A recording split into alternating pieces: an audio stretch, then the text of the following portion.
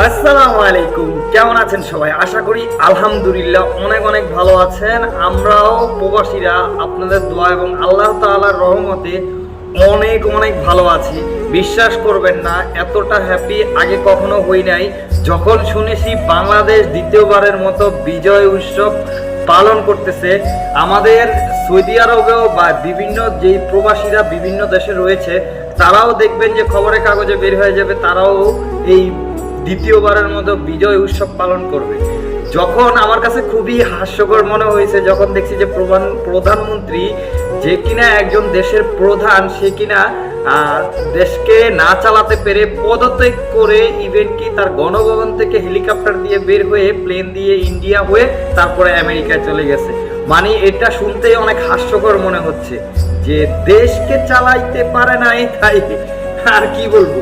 তো যাই হোক, আমাদের লাখ লাখ শুক্রিয়া আর লাখ লাখ জনতার ভালোবাসায় আমাদের দেশটাকে আমরা আবার তৃতীয়বারের মতো স্বাধীন করতে পারছি। আর আমাদের ভাই ও বোনেরা আজকে মানে দেখিয়ে দিল ছাত্র সমাজরা যে ছাত্ররা চাইলে সব করা সম্ভব। আর ঢাকা ইউনিভার্সিটির ছাত্ররা থেকে শুরু করলে সব ইউনিভার্সিটি গর্জে ওঠে বা জেগে ওঠে, এটা করা সম্ভব। আমি একজন বিশ্ববিদ্যালয়ের শিক্ষার্থী হিসাবে আমিও বলতে চাই যে আসলে যেই জিনিসটা হয়েছিল খুব মর্মান্তিক। আমাদের কোটা আন্দোলনের জন্য যেই ঘটনাটা ঘটেছিল, প্রায় আমাদের অনেক ভাই বোনদেরকে মেরে ফেলা হয়েছিল। প্রায় 7-8 দিন নেট বন্ধ করে দেশের পরিস্থিতি আমরা কেউ জানতাম না। অনেক মারামারি হয়েছে, গোলাগুলি হয়েছে, এর মধ্যে অনেকেই মারা গেছে। সেটা আমরা হয়তো প্রবাসীরা বা দেশের কোনো প্রান্ত থেকে অনেকেই জানতো না জিনিসটা।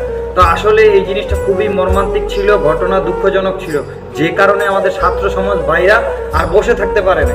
তাই যেভাবেই হোক, যে কারণেই হোক, আমি মনে করি এটা আমরা সুষ্ঠু বিচার চাই সেনাবাহিনীর কাছে এখন।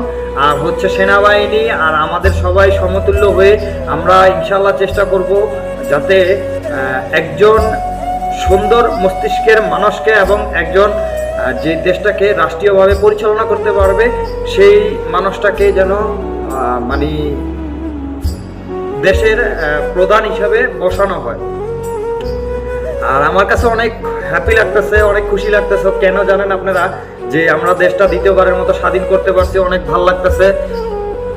এক কথাই বলবো, জয় বাংলাদেশ, জয় স্বাধীনতা। জয় বাংলাদেশ, জয় স্বাধীনতা।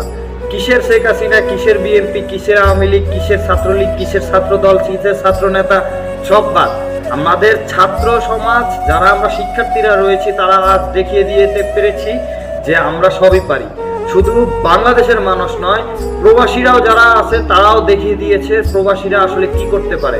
গত কয়েকদিন আপনারা দেখতে পেরেছেন যে রেড এভিডেন্সের কি অবস্থা করেছে হাল। তো দেশের এই পরিস্থিতির জন্য সরকারের দায়ী, সরকারের পদত্যাগ করেছে, এটা আমরা সবাই খুশি এবং আনন্দিত। সবাই ভালো থাকবেন। আসসালামু আলাইকুম।